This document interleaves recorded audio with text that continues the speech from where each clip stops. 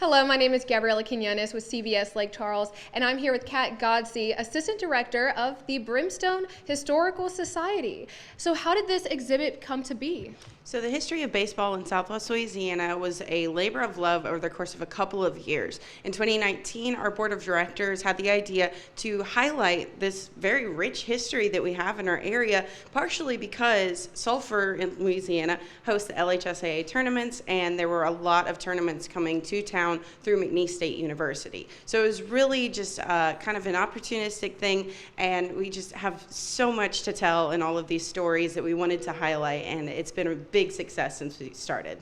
So this exhibit highlights that Southwest Louisiana history. Can you tell me a little bit about that? Yeah, so what we're looking at here is a little bit of the older history with baseball. We took different vignettes from different parishes. So Allen, Beauregard, Calcasieu, Cameron, and Jeff Davis were the 5 parishes we decided to highlight. So we also chose little individual stories about players such as Wally Abear here. We learned about Carson, Louisiana, which was a sawmill town that had its own baseball team. The Sulphur Miners baseball team was another really cool historic team. And then we also had a lot of different minor league teams over here in Lake Charles and in Southwest Louisiana.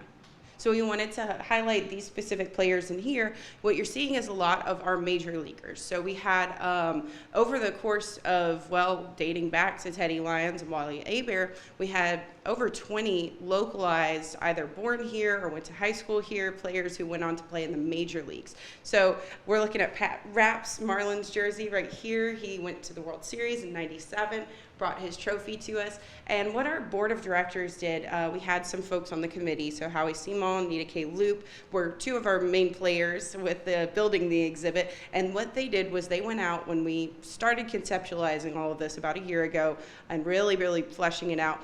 They contacted all of the schools, anyone who had a baseball team, as many major league players as they could, a bunch of minor leaguers and whatnot, coaches and such, and they asked them, they said, would you be interested in participating? So what you're looking at is really, these keepsakes, these treasures from all these different players in the years that they spent in the major leagues. And I heard the Cicchini family had some part in the exhibit as well. Yes, so we were really excited to highlight the careers of Gavin and Garen Cicchini, as well as their dad, who coaches Barb baseball and has done that for many years. So they played for the Mets and the Red Sox, and so what the Cicchinis did was that they helped bring in more artifacts and things for the show, which is kind of funny when you're talking about historic things. Usually you think artifacts are like the older things, but we're looking at things from 20 years ago and still calling them that. So we really enjoyed getting to delve into their histories as individuals and look at their careers, and as well as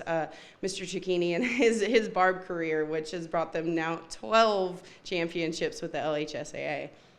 So I hear that high school is a part of this exhibit. So how does Sulphur tie in with the LHSAA? So in, I believe it was 2014, Sulphur Parks and Recreation started hosting the LHSAA baseball tournaments here in Sulphur. So for many years, Sulphur Parks and Rec was really building up their fields and everything, and finally they made a bid, and LHSAA gave them essentially the contract to start hosting these games here.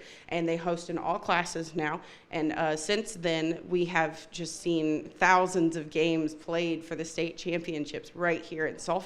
So it brings us a lot of local revenue, a lot of local attention, and one of our favorite things now is that people, whenever teams qualify for the state championships, they say, we're going to Sulphur. And so if somebody does want to come out and check out the exhibit, can you give them some information on how to do that? Absolutely. So we are here at the Henning Cultural Center in Sulphur. The address is 923 South Ruth Street. And again, the Henning Cultural Center is sponsored and supported by Sulphur Parks and Recreation and the Brimstone Historical Society. We put on the exhibits, and all of our programming over here is free. You do not have to pay anything to get in. So when you get here, we hope that you come between Monday through Friday, 10 a.m. to noon. We do take a lunch break between noon to 1. So then we reopen 1 to 5. And you could also come see the show on Saturdays from 10 a.m. to 2 p.m.